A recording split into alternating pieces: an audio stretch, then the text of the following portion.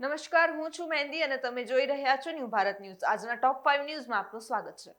ગુજરાતના પાટનગર ગાંધીનગર ખાતે મુખ્યમંત્રીની અધ્યક્ષતામાં યોજાયેલી રાજ્ય કેબિનેટની મહત્વની બેઠક પૂર્ણ થઈ ગઈ છે. આ બેઠકમાં રાજ્યના વિકાસ કાર્યો સહિત ખેડૂતોને સ્પર્શતા અનેક મહત્વના મુદ્દાઓ પર વિસ્તૃત ચર્ચા વિચારણા કરવામાં આવી હતી. આ વખતની બેઠકમાં ખેતરોમાંથી પસાર થતી હાઈ ટેન્શન લાઇન અને વીજ પોલની મુદ્દો મુખ્ય કેન્દ્ર બિંદુ રહ્યો હતો. કેબિનેટ બેઠકમાં ખેડૂતોના હિતને લઈને એક મોટો ગરમાવો જોવા મળ્યો હતો. ખેતરોમાં નાખવામાં આવતા વીજ પુલના કારણે ખેડૂતોની કિંમતી જમીનને થતા નુકસાન અંગે તમામ મંત્રીઓએ એક સુરે અવાજ ઉઠાવ્યો હતો. વીજ પુલ ઊભા કરવાના બદલામાં જગતના તાતને હાલમાં જે વળતર મળે છે તેના કરતા ઘણું વધુ વળતર ચૂકવવું જોઈએ તેવી મંત્રીઓએ સામૂહિક માંગ કરી છે. આ મામલે કેબિનેટમાં તમામ સભ્યોમાં સંપૂર્ણ એકમત જોવા મળ્યો હતો. ગુજરાતમાં છેલ્લા કેટલાક દિવસોથી વરસાદની ગતિ ધીમી પડતા ખેડૂતોમાં ચિંતા વધી રહી હતી, પરંતુ હવે હવામાનને લઈને રાહતના સંકેતો મળી રહ્યા છે. ખાનગી હવામાન એજન્સી સ્કાયમેટના અનુમાન અનુસાર આગામી દિવસોમાં રાજ્યમાં વરસાદ ફરી સક્રિય બની શકે છે અને કેટલાક વિસ્તારોમાં ભારેથી અતિભારે વરસાદ નોંધાઈ શકે છે. સ્કાયમેટના અંદાજ મુજબ 3 જુલાઈથી 5 જુલાઈ દરમિયાન ગુજરાતના મોટા ભાગમાં વિસ્તારોમાં વરસાદનું પ્રમાણ નોંધપાત્ર રીતે વધી શકે છે. હવામાનિક પરિસ્થિતિમાં થઈ રહેલા ફેરફારો અને દરિયાઈ વિસ્તારોમાં સક્રિય સિસ્ટમોના કારણે વરસાદી માહોલ વધુ મજબૂત બનવાની સંભાવના દર્શાવવામાં આવી છે. ગુજરાત રાજ્ય માર્ગ વાહન વ્યવહાર નિગમ એટલે કે એસટી નિગમના કર્મચારીઓ માટે રાહત અને ખુશીના સમાચાર સામે આવ્યા છે.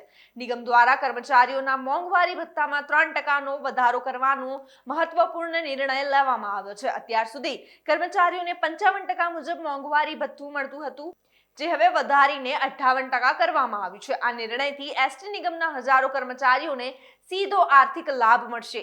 એટલું જ નહીં, વધારેલી મોંઘવારી ભથ્થાનું બાકી એરિયર્સ પણ કર્મચારીઓને ચૂકવવામાં આવશે. નિગમના અંદાજ મુજબ આ નિર્ણયથી કર્મચારીઓને કુલ ₹24 કરોડથી વધુનો લાભ મળશે. આ અંગેના વિગતવાર આદેશો ટૂંક સમયમાં જાહેર કરવામાં આવશે. હિન્દુ લગ્નની કાનૂની માન્યતા અંગે ગુજરાત હાઈકોર્ટે મહત્વપૂર્ણ ચુકાદો આપ્યો છે. હાઈકોર્ટે સ્પષ્ટ કર્યું છે કે માત્ર મેરેજ રજિસ્ટ્રેશન કરાવવાથી હિન્દુ લગ્ન કાનૂની રીતે માન્ય બની જતા નથી. હિન્દુ મેરેજ એક્ટ હેઠળ લગ્નને માન્ય ગણાવવા માટે સપ્તપદી સહિતની આવશ્યકતા પરંપરાગત વિધિઓનું પાલન જરૂરી છે. કોર્ટના અવલોકન મુજબ લગ્નનું રજિસ્ટ્રેશન માત્ર પહેલાથી વિધિપૂર્વક સંપન્ન થયેલા લગ્નનો પુરાવો છે.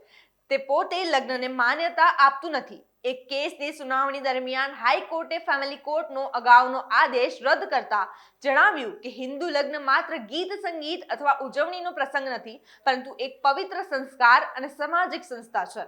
અમદાવાદ મેટ્રો રેલના વિસ્તરણને વધુ વેગ આપવા માટે ગુજરાત મેટ્રો રેલ કોર્પોરેશનને મેટ્રો ફેઝ 3B માટે જીઓટેકનિકલ તપાસ સંબંધિત ટેન્ડર પ્રક્રિયા શરૂ કરી દેવામાં આવી છે. પ્રોજેક્ટના અમલીકરણ પહેલા જમીનની ગુણવત્તા, માટીના સ્તરો અને પાયાની મજબૂતાઈનું વૈજ્ઞાનિક મૂલ્યાંકન કરવા માટે આ પ્રક્રિયા હાથ ધરવામાં આવી રહી છે. જાહેર કરાયેલા ટેન્ડર મુજબ જીઓટેકનિકલ તપાસનું કામ કેનાલ રોડથી બદ્રાબાદ ડેડ એન્ડ સુધી આશરે 12,576 કિલોમીટર લાંબા એલિવેટેડ મેટ્રો કોરિડોર માટે કરવામાં આવશે. આ ટેન્ડરનો અંદાજિત ખર્ચ 1.46 કરોડ રાખવામાં આવ્યો છે. સમગ્ર કામગીરી 4 મહિનામાં પૂર્ણ કરવામાં આવશે, જ્યારે ટેન્ડર માટે બોલી સબમિટ કરવાની છેલ્લી તારીખ 23 જુલાઈ 2026 નક્કી કરવામાં આવી છે. આજના ટોપ 5 ન્યૂઝમાં બસ આટલું જ. આવા સમાચારો માટે જોતા રહો ન્યૂ ભારત ન્યૂઝ. નમસ્કાર.